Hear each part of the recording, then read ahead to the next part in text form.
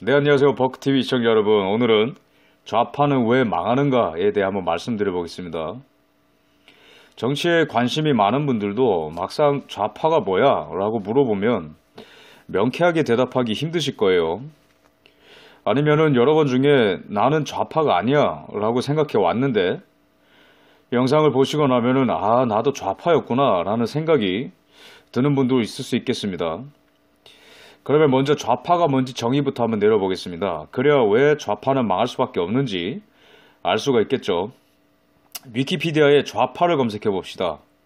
좌파란 사회적 평등 또는 평등주의를 지지하거나 사회적 불평등에 반대하는 활동 또는 정치적 입장을 말한다 라고 하는데, 제가 봤을 때 한 가지 빠진 게 있어요. 그게 뭐냐면 인간의 지혜와 계획이 합리적이라고 믿는 사고 경향이나 집단, 이런 문장이 들어가야 좀 더 정확한 설명이 될 것 같은데, 그래도 평등이라는 개념만으로도 기본적인 설명은 가능하니까 그대로 진행을 해보겠습니다. 방금 말씀드린 것처럼 좌파는 평등을 지지한다 라고 했는데, 여러분 오늘은 이것만 기억하십시오. 좌파는 평등이다. 좌파 이꼬르 평등. 그래야지 국가나 시대에 따라서 이 좌파라는 개념을 혼동을 안 합니다.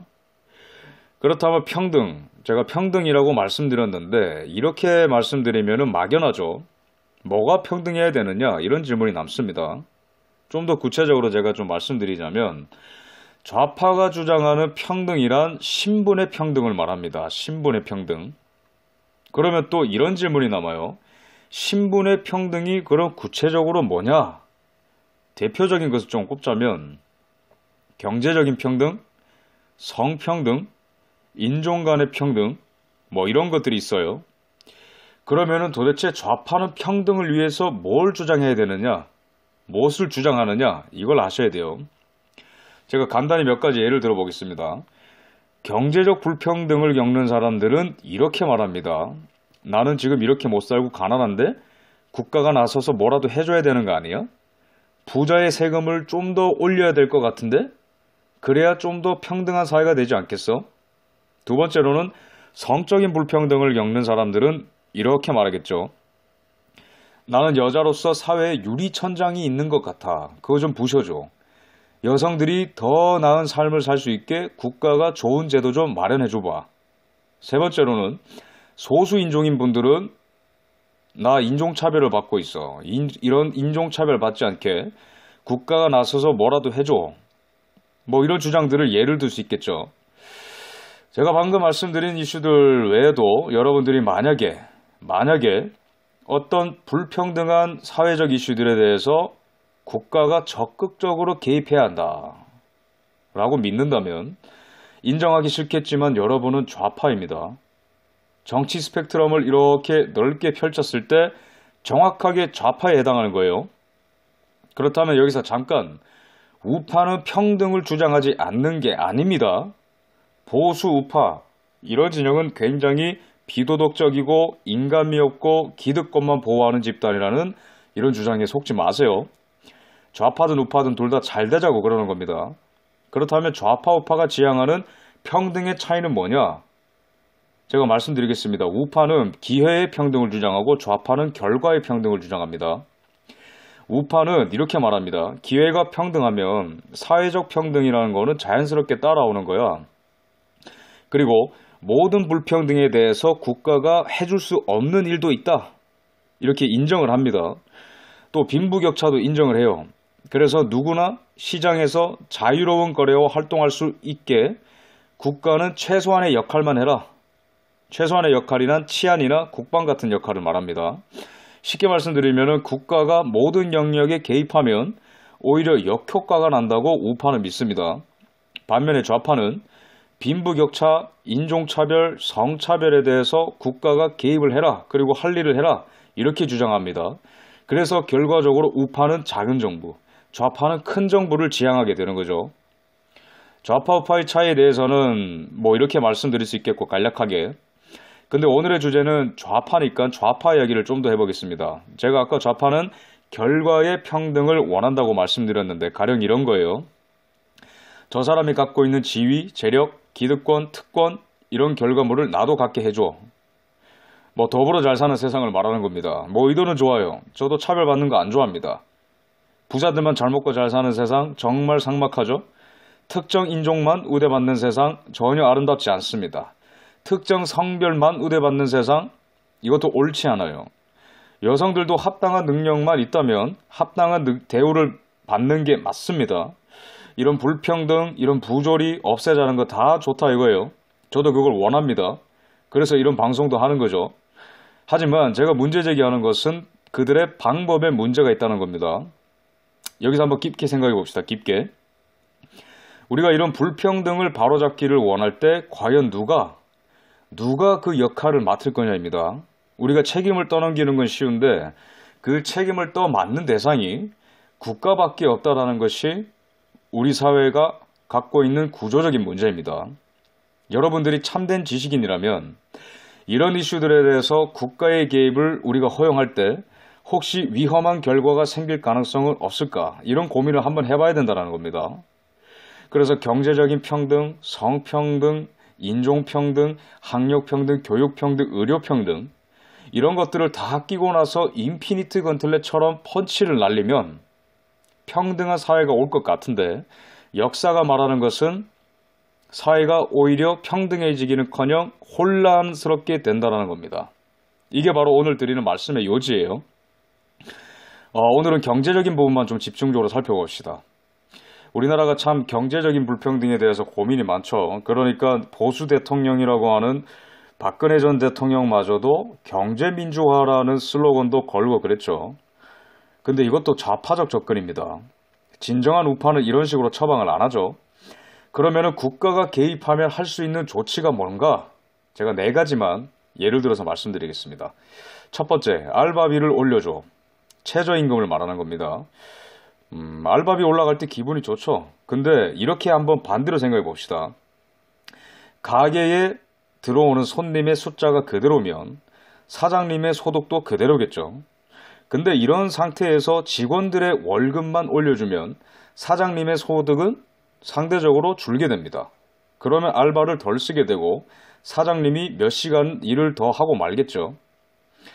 이렇게 수익 구조를 지키는 겁니다. 그래서 일자리가 늘어나기는커녕 줄어드는 결과가 나타나게 되죠. 그래서 요새 여러분들이 편의점 알바 구할 때 더 힘들어지는 거예요. 단순합니다. 편의점뿐만 아니라 다른 가게도 다른 업종도 마찬가지예요. 최소 인원만 남기고 다른 직원은 해고가 됩니다.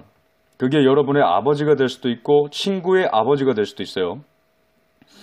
두 번째 주장, 대기업의 세금을 올리자. 제가 이것만 말하겠습니다. 지금의 대기업도 한때는 중소기업이었다라는 것을 잊지 마세요.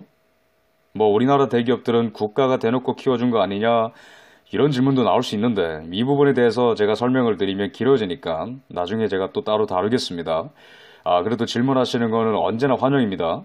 아무튼 대기업 세금을 올리면 대기업에 해당하는 높은 세금을 안 내려고 중소기업이 대기업이 안 되려고 합니다.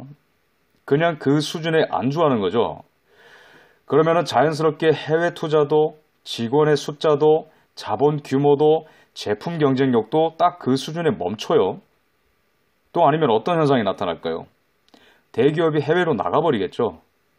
버는 건 그대로인데 내는 걸 더 많이 내려고 하면 그런 현상이 나타납니다. 그러면 결과적으로 대기업에 해당하는 일자리는 결과적으로 줄어들게 되겠죠. 자, 다음 세 번째 주장. 노동자를 보호하자. 골목상권 지켜주기 뭐 이런 대표적인 예가 있겠죠. 근데 제가 최근에 있었던 이슈를 좀 말씀드리자면 운송업을 좀 예를 들겠습니다. 택시기사분들 일자리 지켜주자 뭐 좋아요. 그런 의도는 얼마든지 선하죠. 근데 이렇게 반대로 생각해 봅시다. 운송업이라는 큰 시장에 얼마나 많은 혁신적인 스타트업들, 벤처기업들이 들어오지도 못하고 꽃도 못 피우고 있습니까? 세계적인 카풀 서비스 우버, 출퇴근 시간에만 합법적으로 하겠다고 시작한 국내의 벤처기업 플러스, 그리고 최근에는 카카오 카풀 서비스까지 대규모 노조 시위 때문에 서비스도 하지도 못하고 중단이 돼버렸죠. 이런 케이스는 법적인 해석 문제에 달렸기 때문에 얼마든지 정부가 중간에서 손 쓸 수 있는 문제입니다. 근데 계속 잘못된 판단을 하는 거예요. 그래서 이런 현상이 전체 시장으로 확대되면 어떤 결과가 나타나겠습니까? 기술 혁신을 하려는 젊은 창업가들의 욕구는 감퇴되고 새로운 산업도 안 생기고 해외에서 이런 산업의 경쟁력 확보도 안 되고 시장이 진보를 못하는 거예요. 퇴보하는 겁니다. 마지막 네 번째, 그렇다면 정부가 주도해서 만들 수 있는 일자리가 뭐냐? 공무원이죠. 제가 지금 공무원들 비판하는 게 아닙니다. 공적인 영역이 커졌을 때 생기는 위험에 관해서 말하는 거예요. 정부가 안심하고 편하게 만들 수 있는 일자리는 다 공적인 일자리예요. 뭐 다들 아시겠지만 공공분야 일자리의 특징은 능률과는 크게 상관없이 그냥 일괄적으로 또는 연차별로 월급이 정해져 있습니다. 그냥 자리만 지켜도 기본 페이가 나오는 구조죠. 자리만 지켜도 기본은 한다? 뭐 생각나는 거 없어요? 여러분들 대학교 다닐 때 다 조별과제 해보셨죠? 그걸 한번 생각해 보시면 됩니다. 조별과제 하시면 그냥 참가만 해도 평균 점수가 나와요. 그죠? 여기서 한번 깊게 생각해 봅시다. 그 조별과제 결과물이 온전히 내 것입니까? 아니죠. 그럼 그 다음에 우리는 어떻게 행동하죠? 열심히 해봤자 쟤랑 똑같은 점수 받는데 여기까지만 하지 뭐. 안 그러려고 해도 이렇게 돼요. 사람이 이런 구조 안에서는. 그러면은 무의식 중에 이 결과물은 우리 모두의 것인 걸 아니까 사람이 책임을 안 다하게 되는 겁니다.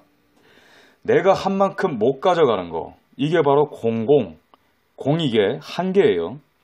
자, 그러면 당연하게도 이런 구조에서 개개인의 창의력과 책임감이 10분 발휘됩니까? 혁신이 생깁니까? 잘 안 돼요. 그러니까 하는 사람만 하고 결과는 결과대로 안 나오는 그런 사태가 발생하는 겁니다. 그러면 이 원리를 국가 전체로 확대해 봅시다. 국가가 적극적으로 경제적 불평등에 개입하면 결과로서 시장이 축소되고 공적인 일자리가 상대적으로 많이 생겨요. 이건 순리입니다. 그러면 나라는 개인의 몸은 편할지 몰라도 사회 전체적으로 보면 책임감과 창의력, 혁신, 생산성이 떨어지게 되고 결과적으로 국가 전체의 경쟁력이 약해져요. 이게 문제의 본질입니다. 이렇게 한번 생각해 보세요. 참 잘했어요. 도장이 10개 쌓일 때마다 월급이 10만 원씩 오른다고 생각해 보세요. 동사무소 직원분들의 미소가 더 밝아지지 않겠습니까? 올리브영에서 여러분들이 한번 정년을 보장받고 일해보세요. 끝까지 나를 책임져 주는데 과도하게 친절하고 싶겠습니까? 잘 안 돼요. 이런 원리를 말씀드리는 겁니다. 자, 그러면 최종 정리를 한번 해봅시다. 첫 번째, 경제적 불평등이 생긴다. 두 번째, 국가가 개입을 한다. 세 번째, 국가가 처방을 내리는데 이 처방은 크게 두 가지, 규제와 공공일자리 창출. 그 다음 스텝은 사람들의 창의성과 책임의식이 감소한다. 혁신이 줄어든다. 부채가 늘어난다. 그 국가는 파산한다. 그러면은 국가가 적극적으로 개입했다가 망한 사례가 그럼 어디 있느냐? 그거 다 버크TV 너 머릿속에만 있는 이론 아니야? 라는 질문을 하고 싶으신 분들이 있어요. 그런 분들은 네이버에 그리스나 베네수엘라를 검색해 보시기를 권면드립니다. 그리스에는 파판드레우라는 대통령이 있었죠. 이 대통령은 국민이 원하는 건 다 해주겠다라고 떵떵거렸는데 결과적으로 그 방법은 거의 모든 국민을 공무원을 만드는 거였습니다. 그런 그리스는 아예 국가 파산까지 가버렸고 베네수엘라는 이런 프로세스에 따라서 국가가 망해서 국민들이 먹을 것도 없어서 쓰레기통을 뒤지고 있는 게 지금의 현실이죠. 그러면 시장 경제가 주장하는 대안은 뭐냐? 다음과 같은 질문에 시장 경제는 이렇게 대답합니다. 알바비 좀 더 올려주세요. 더 올려주면 안 될까요? 시장 경제는 이렇게 대답합니다. 가게에 손님이 더 들어오면 됩니다. 손님을 더 끌어들이려고 하게 되면 경쟁을 하게 되고 그러다 보면 결과로서 제품의 퀄리티가 좋아지게 돼 있어요. 그러면 그 제품이 해외에 나가서도 먹힙니다. 물론 손님을 못 끌어들여서 망하는 안타까운 케이스는 생기겠지만 기술의 혁신이 생기고 사회에 활기가 돌게 되는 거죠. 여러분 스타벅스나 애플 같은 회사가 소련에서 안 생기고 미국에서 생긴 것도 마찬가지의 원리입니다. 두 번째 질문, 대기업이 세금을 더 내면 되지 않을까요? 물론 저도 대기업들이 더 많이 벌어서 더 많이 냈으면 좋겠습니다만 근데 그렇게 하려면 대기업들이 더 많이 벌려면 밖에 나가서 더 많이 벌 수 있게 국가가 그런 환경만 만들어주면 됩니다. 길을 비켜주면 되는 거예요. 세 번째 질문. 새로운 일자리, 신산업, 블루오션 좀 이런 거 좀 국가가 만들어주면 안 될까요? 벤처기업, 또 젊은이들이 기술 혁신을 할 수 있게끔 정부가 규제를 줄여주면 됩니다. 그러면 시장은 완벽한가 이런 질문이 있을 수 있어요. 시장 경제, 시장 완벽하지 않습니다. 빈부격차 생겨요. 어쩌면 영원히 빈부격차가 있을지도 몰라요. 하지만 인간이 개인의 책임을 당하고 자신의 능력과 창의력과 잠재력을 발휘할 수 있는 영역이 시장이기 때문에 이 최선의 영역이 국가로부터 보장을 받아야 되고 보호를 받았을 때 그 사회가 활기를 찾고 경쟁력을 갖고 양질의 일자리가 생기면서 불평등이 조금씩 완화가 되는 거예요. 네, 오늘은 여기까지 하겠습니다. 길게 하니까 많은 분들이 안 보셔서 짧은 시간 안에 좀 중요한 문제를 다뤄봤는데 짧은 시간에 설명을 드렸기 때문에 설명이 더 필요한 부분이 있다고 생각들을 하실 겁니다. 그래서 좋은 질문이나 좋은 의견이 있으신 분들은 댓글로 남겨주시면 제가 추후에 더 정리를 해서 말씀드리는 시간을 갖겠습니다. 시청해주셔서 감사합니다. 다음 시간에 뵙겠습니다. 감사합니다.